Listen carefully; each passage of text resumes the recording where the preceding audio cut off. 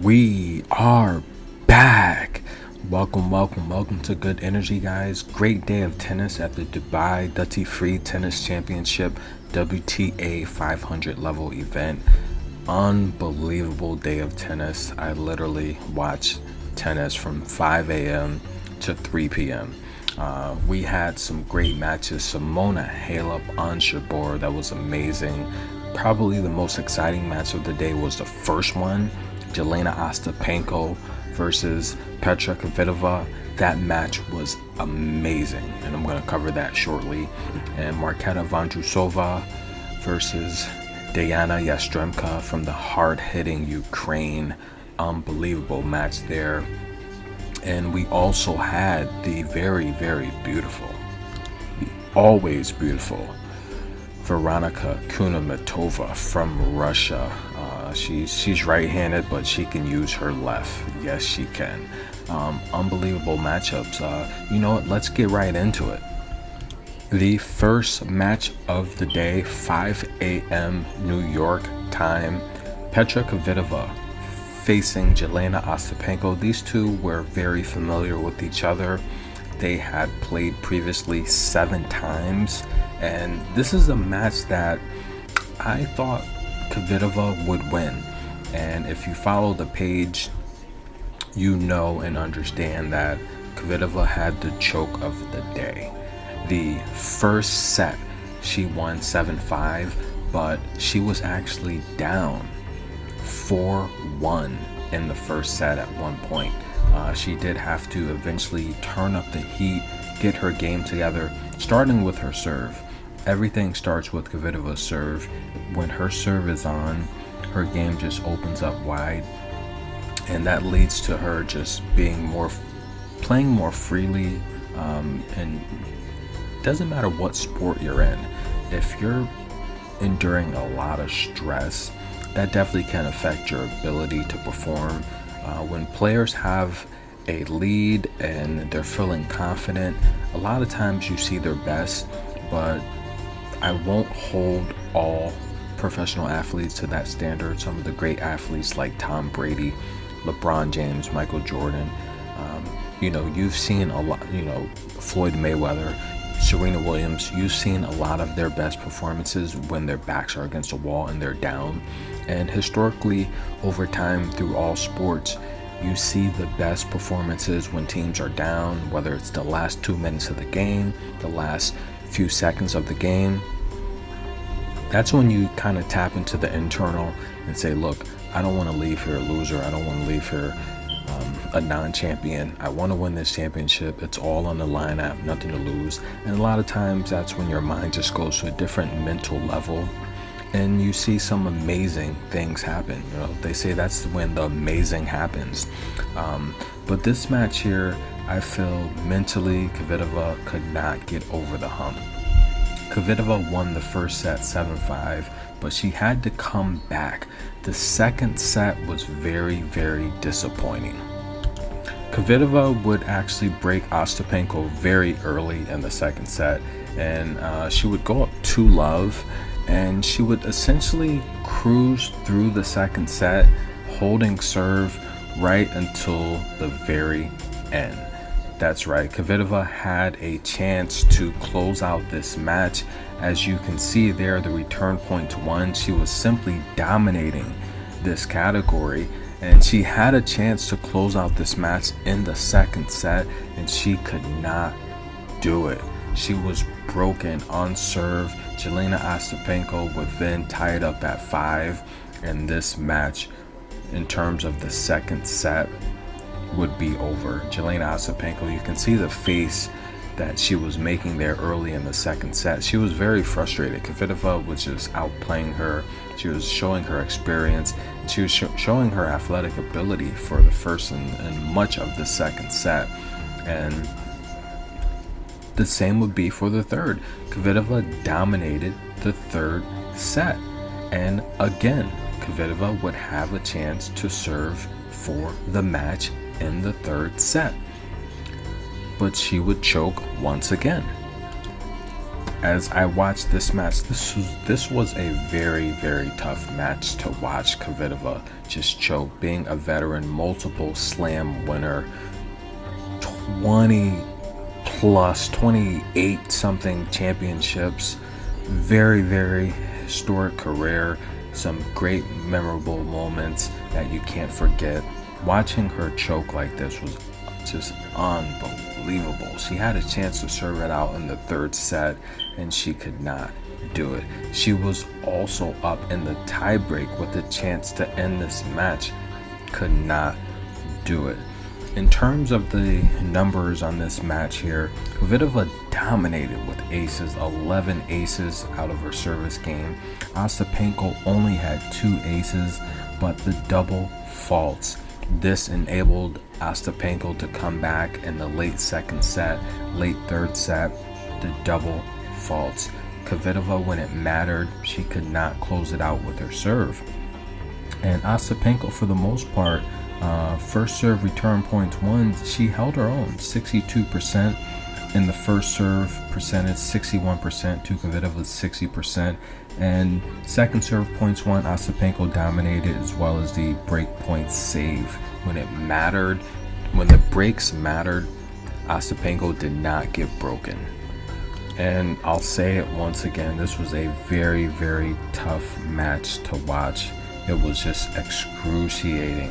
Kvitova dominated. The statistics in this match are very misleading because Kvitova controlled the match for essentially 2+ hours. But when the points mattered and the breaks mattered, Ostapenko stepped up. Ostapenko's run through this tournament so far, very, very impressive. I feel she is a little bit heavy, but she is holding her own. She is capable. And next matchup, her opponent's going to be in trouble. Simona Halep versus Ons Jabeur. This is a matchup that I honestly thought Ons Jabeur would do well in.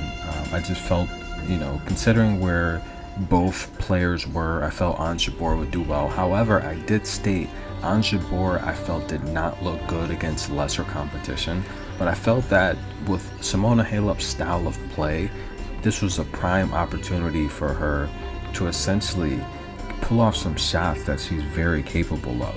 But the look on Ons Jabeur's face would explain everything. This is a match that Ons Jabeur had no answer for Simona Halep's fitness and her backhand. I've stated several times Simona Halep has one of the best backhands in the game, but nonetheless she is a rally player where she'll play tennis with you until she can set up that shot. And I will be doing a top 10 backhand video coming up, my top 10 players with the best backhands on tour right now. But nonetheless, this is a matchup where Simona Halep just dominated, and it really wasn't anything that impressive. Ons Jabeur just played horribly. First serve percentage 63% for Halep, 52% for Ons Jabeur. First serve points won 65% compared to 52% for Ons Jabeur. Second serve points won 41% Halep, 40% Ons Jabeur. Break point save 2 of 5 for Halep, 3 of 8 for 37 cents for Ons Jabeur. Ons Jabeur just simply had the pressure on her the entire day, and there's really nothing. She had no answer for Simona Halep. The small frame Simona Halep is so tough. It's not the size of the dog in the fight, it's the size of the fight and the dog. And Simona Halep has a big heart. She does not go out without a fight. I was very disappointed at Cornet, that matchup where Cornet defeated her in the Australian Open, but that gave me confidence that Ons Jabeur could do well in this matchup, because at least Cornet and Ons Jabeur, they're very versatile. They love to mix it up. They're volatile. They love to rotate shots and selection, but Simona Halep dominated offense and defense. Congratulations, Simona Halep advances to the semifinals. The next matchup of the day was one I was really looking forward to. Teichmann, the lefty, born in Spain, but plays out of Poland. Jill Teichmann is the type of player, she uses her athletic ability, she uses her left-handed forehand to just cause players a lot of problems. But nonetheless, at age 24, 31st ranked in the world, plays right-handed but also very great with her left. Got her first singles title last year at the Australian leg of the tour, but Teichmann had no answer for Veronika Kudermetova today. If you take a close look, Veronika Kudermetova was wrapped up, bandaged heavily from the Vondrousova match. A lot of people felt that she would be hindered dramatically today, but hey, she took her painkillers, and this was a match that Jill Teichmann definitely wants to forget about very, very soon. Jill Teichmann couldn't get anything going here. This match here, it would go 3 sets though, but I feel it was definitely not as close as the score appears. Kudermetova won the first set 6-2. Teichmann would win the second set 7-5, and Kudermetova would eventually close it out 6-4. Some of the keys to this match here. Kudermetova, a lot of people don't realize she had 5 aces in this match. She is a very good service game player. She was 5th in total aces last year on the tour. She's a small frame player, and a lot of people think that it's always the big, tall players with long arms and reach and strength, like the Rabinkinas, the Pliskovas, the Vondrousovas, the Madison Keys, the Sabalenkas. Well, you're looking at number 5th in total aces last year on tour. Okay, Kudermetova from Russia, very athletic woman. 290 aces to be exact is what she had last year in 50 games. Unbelievable. If she can win this championship, she's gonna have a great shot at cracking the top 12. But nonetheless, as things are now, she's gonna go from 31st in the world to 17th in the world. Excuse me. She's gonna go from ranked 31st in the world to ranked 17th in the world, and she does a lot of it with her ground strokes. She's a rally player. She plays tennis, she's athletic, she's fit, and she has power. That's a recipe to upset almost any big name. But nonetheless, she did make a lot of mistakes. She had a lot of double faults today, 6 total double faults. I felt that was just pushing off of her injured leg. She can get a good night's rest with some treatment. I think she's going to be at least 85-90%. And this deep in the draw with her athletic ability could be dangerous. But nonetheless, she dominated the first serve, 67% to Teichmann's 57%. First serve points won, 68% to Jill Teichmann's 57%. Big difference. That is your game right there, essentially. And then you look at the return game, 42% first return points won to Jill Teichmann's 32%. Kudermetova is going to be a problem in the next round, and we will do a preview and prediction later on. But let's get into the final match of the day, which was very entertaining. The last match on center court for the day in determining the Dubai semifinals was between Yastremska from the hard-hitting Ukraine, and she was facing Marketa Vondrousova. And this was a matchup where I was glued to the TV to see how Yastremska would do.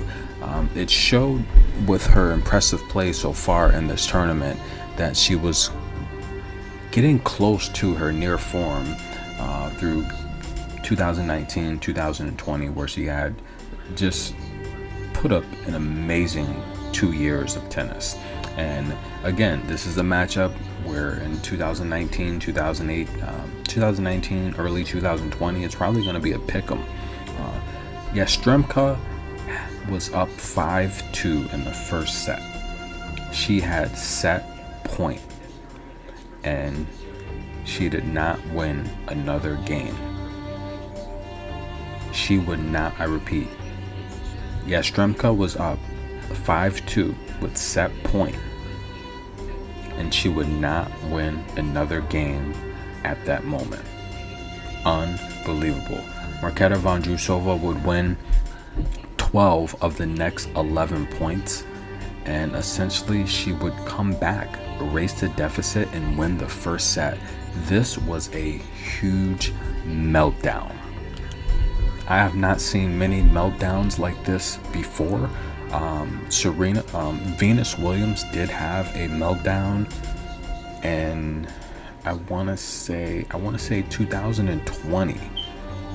She had a meltdown it was on the American leg of the tour.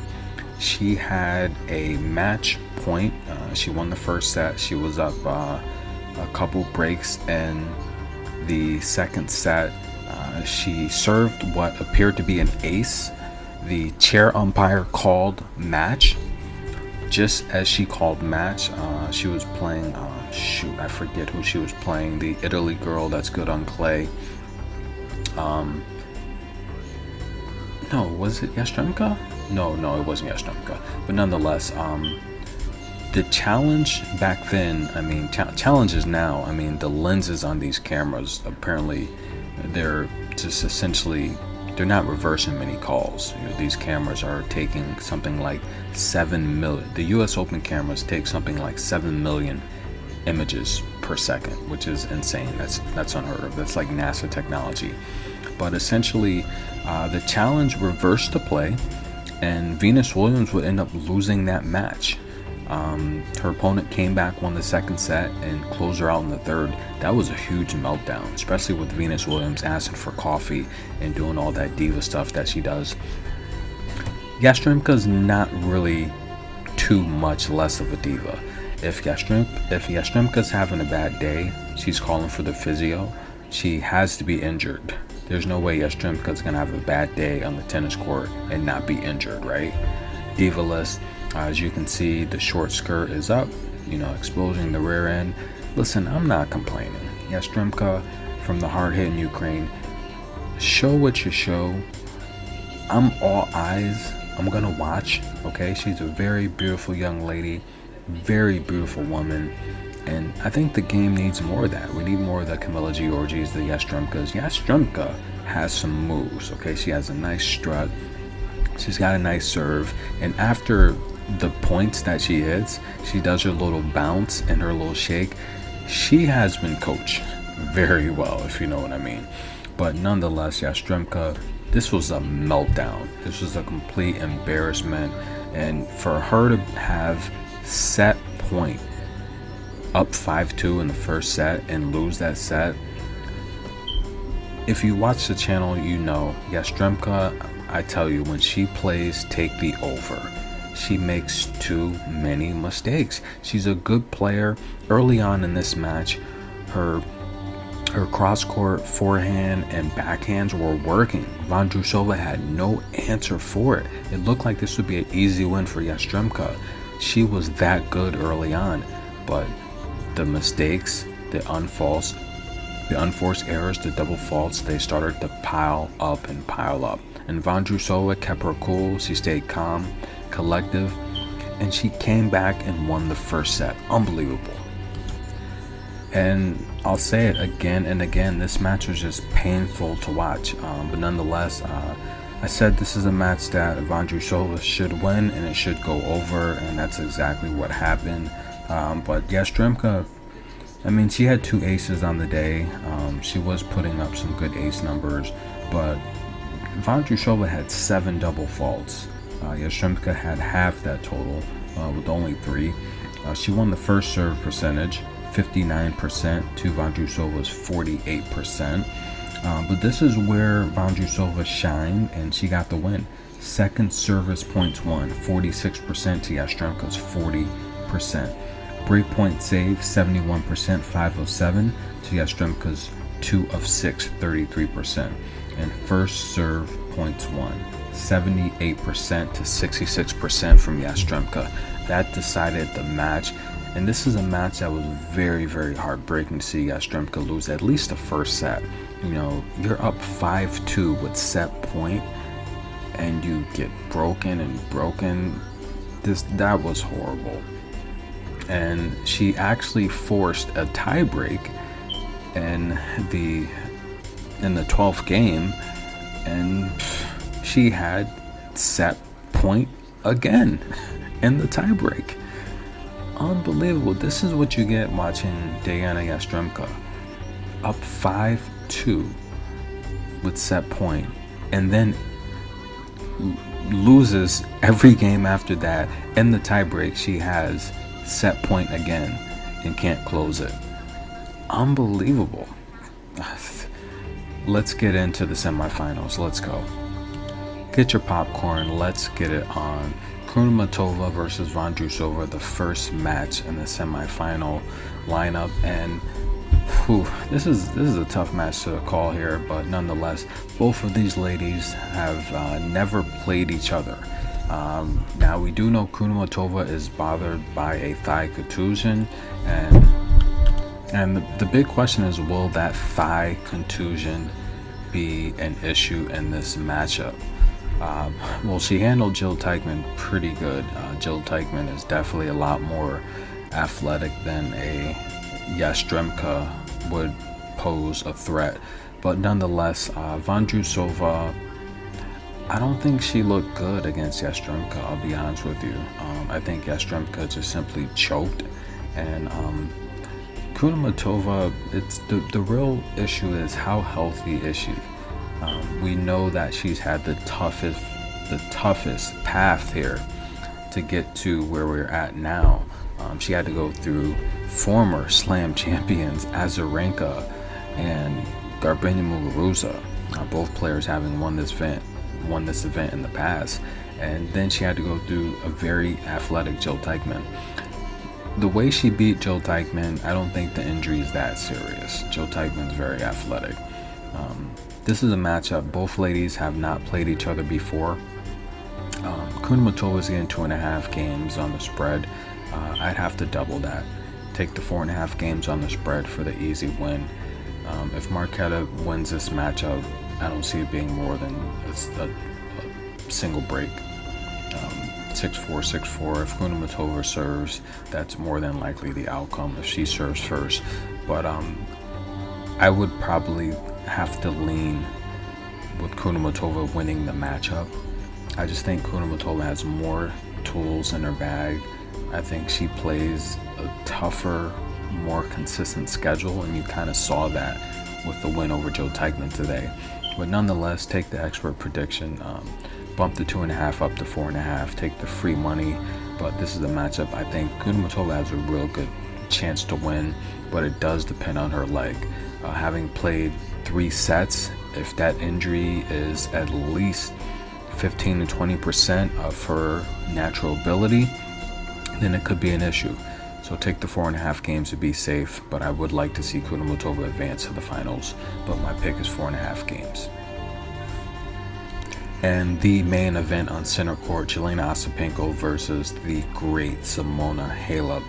Oh my goodness, get your popcorn, get a few beers, get some chocolate cake, turn on the big screen, get the volume pumping, the surround sound, the center speakers. This is going to be a match that's for the ages. Unbelievable. These two ladies they've split the head-to-head. They've played 2 times, but this sample size is very small and it's very outdated. 4 or 5 years ago, it's no indication of their current form, and it's not a true reflection of how they are playing today and what they're capable of. They split the head-to-head. They played twice. They split it once each, with Halep winning the most recent, coming in 2018. But you know what? This matchup here today with Halep, first of all, I think Ostapenko's getting too many games. Ostapenko's getting 4.5 games on the spread. That's too many games. She could lose 6-4, 6-4, broken once, and she could essentially still cover the spread. But however, if she makes the mistake she made against Kvitova, against Halep's gonna put her away. That's just a fact. But I do want to observe something. The way Simona's style of play is, she's a tennis player. She plays tennis. She's a good defensive player, and she's looking to rally until she can set up her backhand. I see a lot of problems with that style of play when matching up with Jelena Ostapenko in her current form.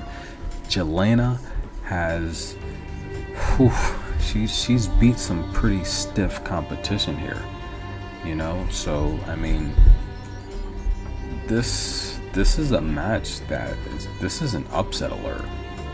The way Simona Halep plays, she plays with a lot of rallies.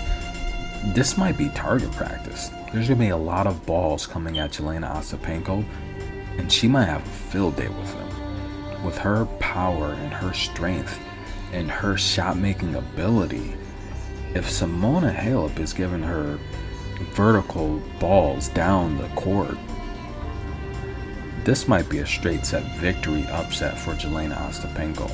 And this is something, as soon as I saw Halep defeat Jabeur, I said, oh no, Ostapenko might have a field day against Halep tomorrow, because Halep's going to put the ball in places where it's going to be able to be hit. That's just how she plays. Okay, she's a defensive player. She's going to keep the ball in play to where Ostapenko can just hit her backhand winners, her strong forehand winners. And with her strength, I don't care who you are on the tour or the top 10, if she has target practice, you're not returning those balls. That's just what it is. And I mean, I thought Ostapenko was very heavy, but Ostapenko is moving, she's getting around, she's showing athletic ability, and she's going 3 sets with top tier competition. You know, it's unbelievable. She's completely hanging with, you know, Iga Swiatek, Petra Kvitova, you know, and out of shape Sofia Kenin. She's going 3 sets with these ladies and she's beating them. She's in shape. I think she's a bit heavy, but forget that. She's in shape. She knows what she's capable of. She is producing results. Okay, she faced several match points against Kvitova today, and she proved that she can hang under the pressure. And I'll be honest with you, I'm going to take the 4.5 points with Jelena Ostapenko, but I could completely see Ostapenko just hitting right through little Simona. Ostapenko is a very strong woman. I could see her just bullying Simona Halep. I can see that happening. I can see Jelena's backhand and forehand being way too much for Simona. But on the other hand, I could also see Simona being too athletic. But just the way Simona plays, her style of play, Jelena's going to have her target practice. She's going to have several balls where she can hit wherever she wants. Jelena Ostapenko plus 4.5 games. Thank you guys. This has been good energy. Thank you for the love and support for another video. I'll be back for the finals. I'll give a prediction of the finals. The way things are looking now, it's like you got to take Ostapenko to win the finals. But nonetheless, I like the 4.5 games on the spread. We will get there when we get there. I will make a video for the finals. Thanks again, guys. Love and support. Nothing but good energy. Peace.